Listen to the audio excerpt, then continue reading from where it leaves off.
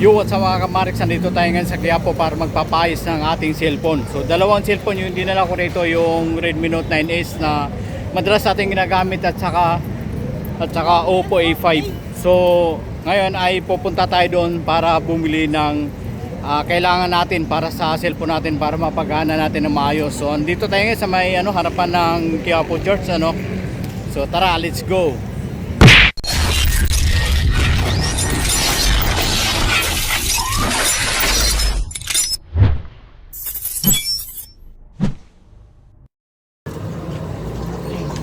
Battery Redmi Note 9S, saka ito ha 9S yan, hindi 9 Pro. Maniwala ka sa akin, 9S yan, cellphone ko yun eh. Magkano? Iba na kasi yung nito eh, iba na yung nito nabili ko, iba na yan.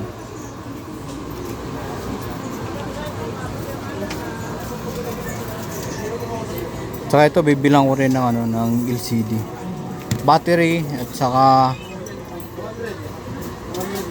charging pin. Battery muna ang bibili ko. Tapos ito magkano ito LCD? Oppo A5. Oppo A5 magkano? Isang LCD at saka battery ng ng Redmi Note 9S. So ngayon ay kinukuha na yung battery na in-order natin para sa Redmi Note 9S. Ito po yun, yung cellphone na yun na hindi na siya mag-charge.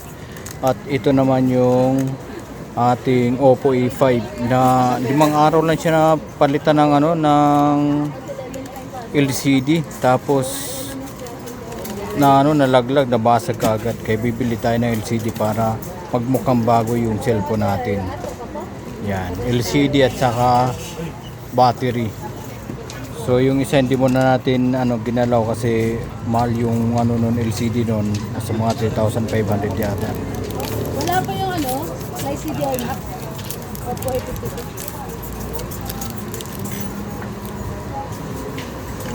Kuya, yung LCD na ito kailangan mo nang ipabaglas, matisting dito. Kailangan po kasi testing dito yan.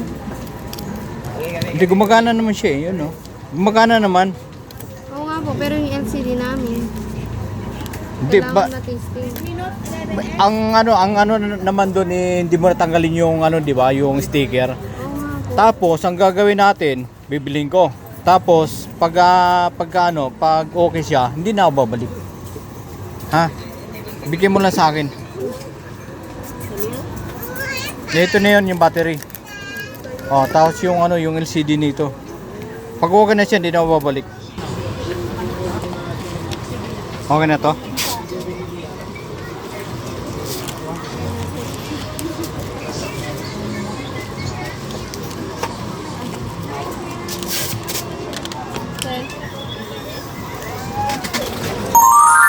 ngayon mga kamarix, nabili na natin yung battery at saka LCD ng ating cellphone. So ang halaga ng LCD ay 350, tapos 400 naman yung battery ng ating cellphone.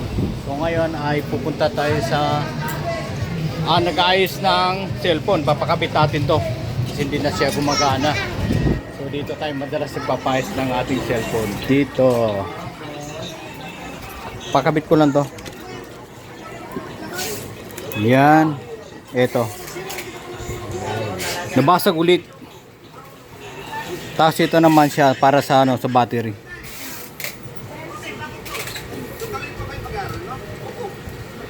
Hindi na siya nag-charge eh. Sabi ng tumingin doon sa papayusin ko sana doon sa work ko, battery raw yung problema. Kaya hindi siya hindi siya nag-charge. Tapos ito pakikabit na lang 300 gawa nito kaya. Ikakabit lang yan yung LCD. 300 gawa. Kabit lang? Plus kabit yun. Hindi ipapagawa. Ikakabit lang siya. Kasi nga nabasag yun din Gawa 300. Katulad yung baklas na ito. Sige. Okay, tapos ito naman salpak lang yung battery. Bagong battery. Ito, sa battery, gawa nito. Yan o, ayaw mag-charge.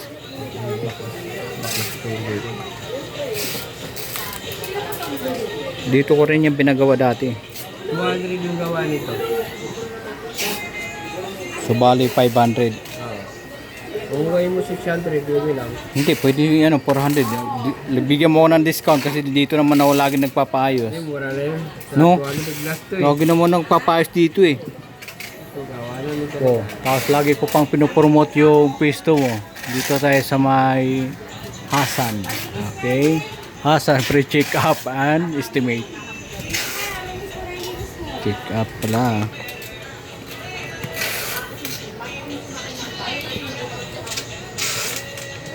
Natigyan mo ako ng discount kasi pinopromote yung pwesto mo. Kaya na dito 450. Kaya ito, 300 talaga. Yung 300 na ako lang yung 200. Baka sila bakas na yun. Alam mo bang 5 araw lang sa akin yan, tapos nalaglag na basag, kaya bumili na naman ako para magmukha siyang bago, bigay ko na lang yan. Bili na bago. Ingatan na lang.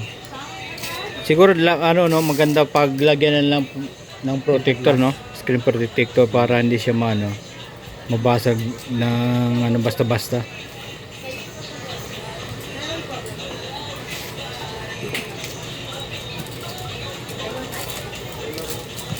Minsan cellphone pa ako eh. Ang problema naman noon ay LCD raw. Mahal yung LCD noon. Yung yung S20 Plus. Ay, natulad din sa akin dito. S20 din eh. Ah, S20. Oh, yan ganun din yan? S20 dito.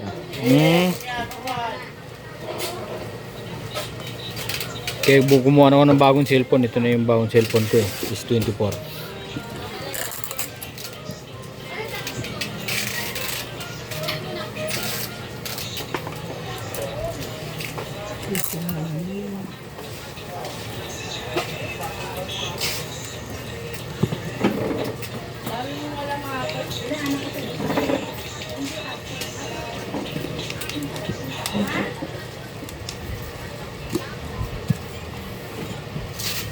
Ano na siguro yan? Siguro nasa pang-4 o pang-5 palit ko na ng LCD yan. Dito rin ako nagpapalit.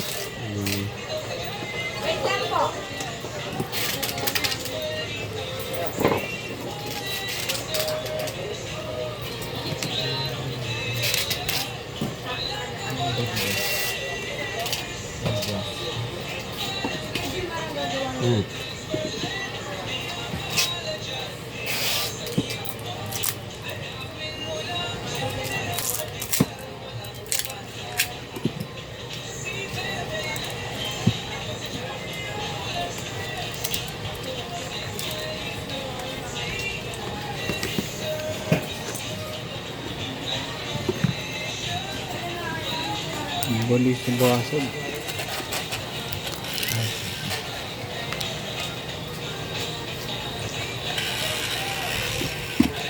Talagang pinangatawan niya yung kanya.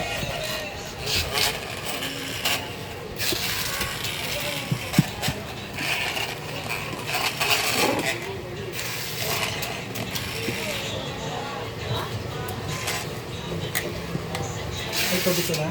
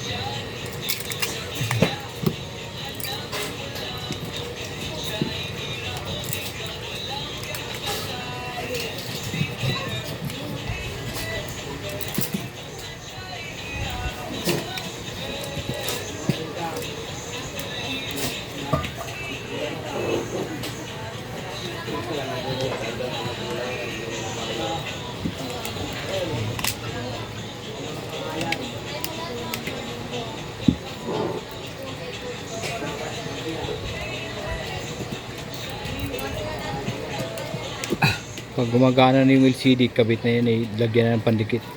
Didikit natin. Oo, wala nang Warranty, warranty. Pag sira. Oo. Yun na, nung nasira nga yun wala na. Di ba yung yung nabasag siya? Bago pa, 5 araw pa lang sa akin yun. Subukan mo muna yung touch.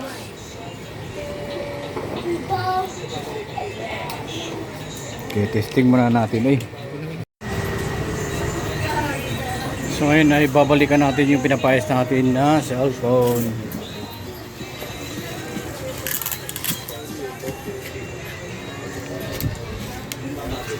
Ayan, CD sa likod.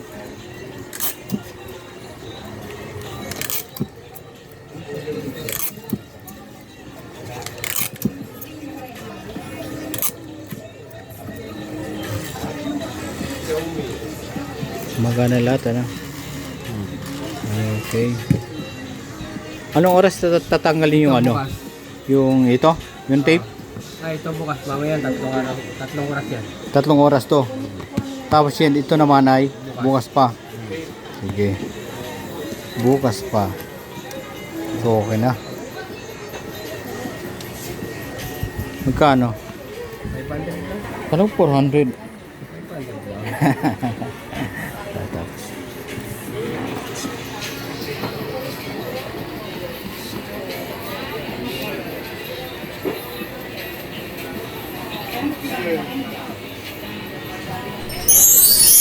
Okay, thank you. So, nakuha na natin yung cellphone natin, ano. So yun mga kamarix, nakuha na natin yung dalawang cellphone, ano. Yung isa pinalitan natin ng battery at yung isa naman ay pinalitan natin ng LCD kasi nabasag. So kapapalit lang natin ng LCD, ano. 5 araw lang yata yun nalaglag yung cellphone natin, kaya yun, nabasag siya, kaya pinalitan natin ng LCD, ano. So gumagana na pareho yung cellphone natin. Yung isa hindi pa natin ginalaw kasi kailangan ng budget kasi 3,500 yung LCD nun. Kaya hindi mo natin ginalaw yung dalawang cellphone lang. So gumagana na yung dalawa, tapos isang cellphone na lang yung pagganahin natin. So andito tayo ngayon sa may sa may gilid ng Quiapo Church. Napakaraming tao, ayun, daming tao. So maglilibot muna tayo. So palatandaan, nandito tayo ngayon sa may gilid ng Quiapo, So makikita natin sa may bandang gilid ng Quiapo Church yung mga mabibilhan ng mga iba't ibang kulay ng mga kandila, Makikita nyo diyan na talagang umaapoy pa, Ayun, Oh, tingin-tingin lang tayo kasi hindi naman tayo Katoliko, Kaya tingin-tingin lang tayo dito sa may paligid. So yan yung simbahan ng ng Quiapo Church. Nandito tayo sa may bandang gilid. Ang dami mga paninda dito na mga santo. Yun. Okay, so mga gamot rin, mga herbal na mga gamot. Ang daming mabibili dyan. So mag-ikot-ikot lang tayo. Papakita ko lang sa inyo kung ano itsura ng paligid ng Quiapo Church. So kadalasan dito ay mga mga paninda, mga herbal, mga santo. Meron din mga kainan dito. Ayun, Oh, So ito yung makikita nyo. Halimbawa kung kayo naman ay mayroong bibilhin dito na mga damit, mga pantalon, mga sapatos, meron sa may bandang gilid. So dito rin, makikita natin na may mga tinda ng mga halaman, mga buhay na yan. Yan, buhay na halaman. Tapos yan. Okay. So, pabango. Tapos, ayan, mga gulay. Daming gulay, Ito, mga bulaklak, Daming bulaklak. Ayan, Ang daming bulaklak. Tapos, ito, mga gulay. Ayan. Mga litos, mura-mura lang, 50 lang. Sariwan-sariwa. Oh, ang daming gulay, So ikot tayo sa may bandang kaliwa. Oh, ito, Dami mga mga bawang, sili, red onion, kamatis, yan. Kabalot na sayote, luya, yan 50 lang oh. Tapos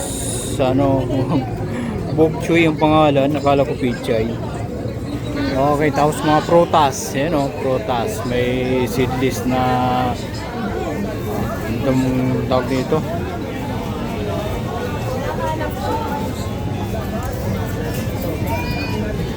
Ayun, lunggan, peras, at saka kutsapol. Saka meron din ditong mga yung mga ulam na tulingan, galunggong, salinas. Ayun oh. Tapos mga bangus. Ayun oh. Kabila naman ay mga prutas. Ayun oh. Mga grapes. Tapos grapes at saka mangustin. Ano bang tawag nito itong dilaw na ito? Nakalimutan ko na yung mga pangalan ng mga pruta. Lansunis pala. Lansunis, lunggan. At ba may lechon pa oh. Ano? Lechon kalahati. Ba, pwede palang bumili rito ng lechon. Siomai overload with Hungarian. 100 lang. Ano? Oh. Ayan oh. Lechon. Meron din sila dito sisig solo, sisig meal, ayan. Oh, talagang hindi ka magugutom dito kasi lahat ng mga kailangan mo ay nandito. Kung gusto mo na yung kakain ka na lang, ayan, may babibilian na kakain ka na lang tapos meron din mga gulay dito, iba't ibang klase mga gulay. Mahilig ka sa mga salad, Bili ka lang dyan. Marami mabibili dito, kailangan mo lang ng budget talaga. So ngayon ay mag-iikot pa tayo, maglilibot pa tayo dito sa gilid ng Quiapo.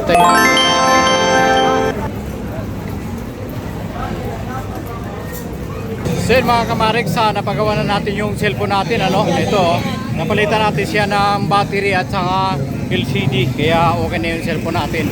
So ngayon ay babatsin na tayo. Thanks for watching, bye bye.